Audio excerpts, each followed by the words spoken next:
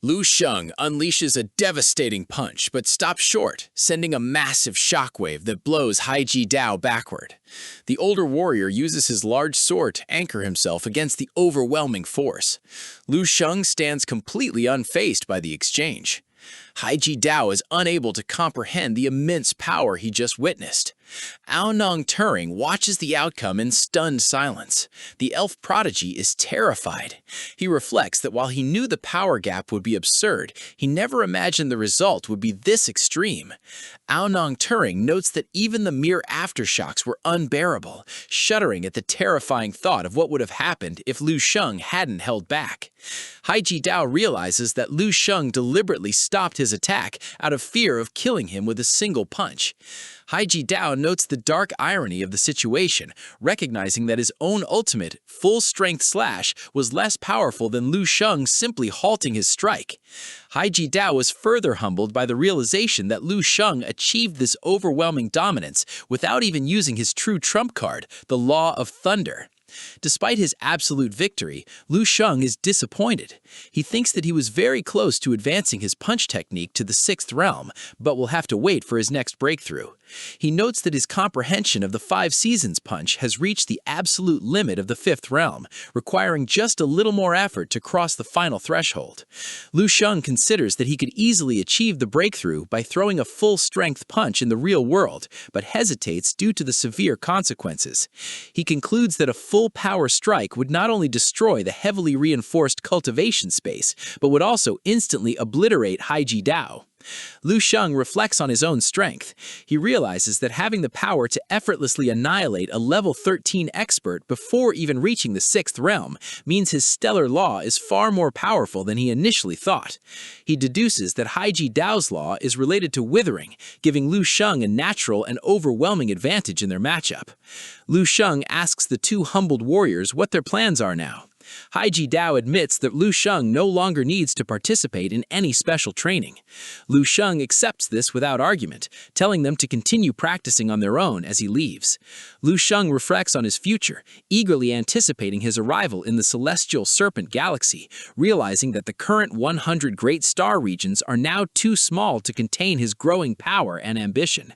A noticeable tremor shakes the ship, putting Haiji Dao and Ao Nong Turing on high alert.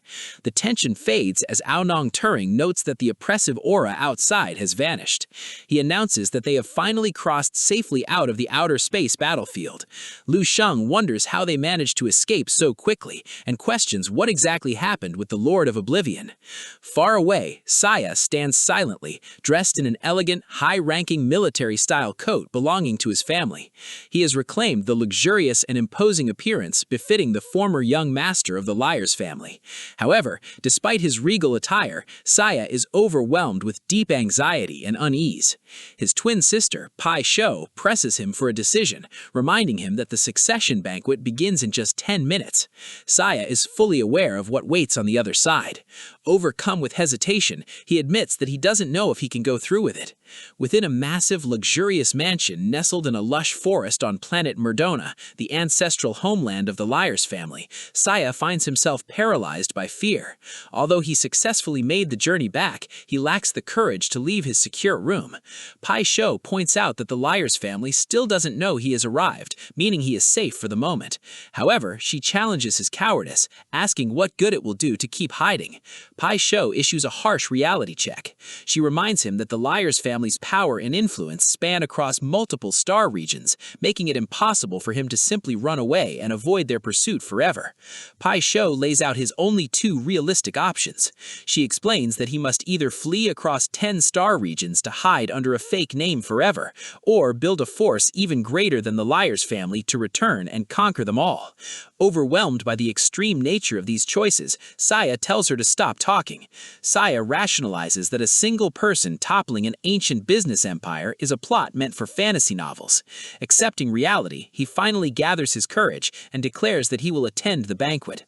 Yin's prophecy flashes his mind, reminding him to return to where it all began to claim his birthright. Saya solidifies his resolve, realizing he must face his family regardless of what any dictates. Sia leaves his room and descends the mansion's grand staircase. Tang Dun greets him, praising his friend for making the right choice to step forward. Sia is momentarily caught off guard by the enthusiastic support.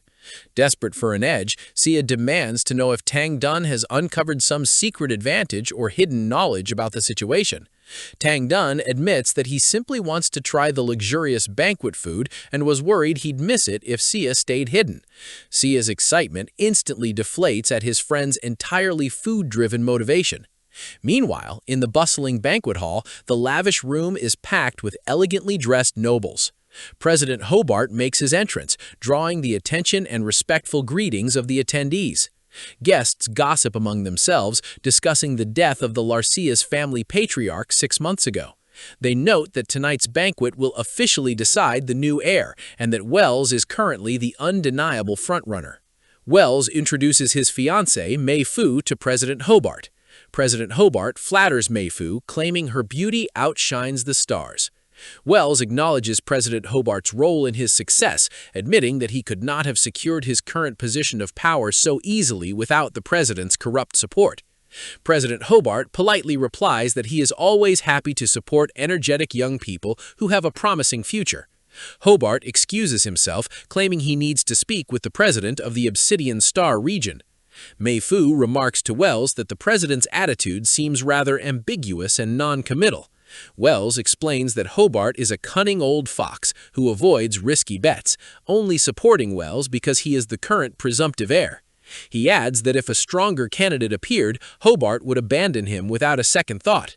Mei Fu informs Wells of recent intelligence indicating that Sia actually survived her recent assassination attempt and escaped.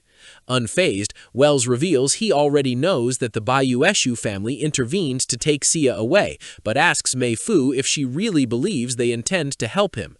Wells notes that the Bayueshu is indeed Sia's maternal family, but he assures Mei Fu that they will absolutely not offer Sia any real assistance in reclaiming his title. When Mei Fu asks why, Wells explains that the Bayueshu family are, at their core, calculating merchants. Viewing the situation purely as a business transaction, Wells details the merchant philosophy. Before making any investment, a true merchant calculates not only the potential rate of return, but more crucially, the actual probability of success. Wells asks Mei Fu to consider just how incredibly low the odds are of a failure like Sia actually managing to become the Larcia's family patriarch. This is the end of the video. If you would like to watch the next part, please subscribe to our channel.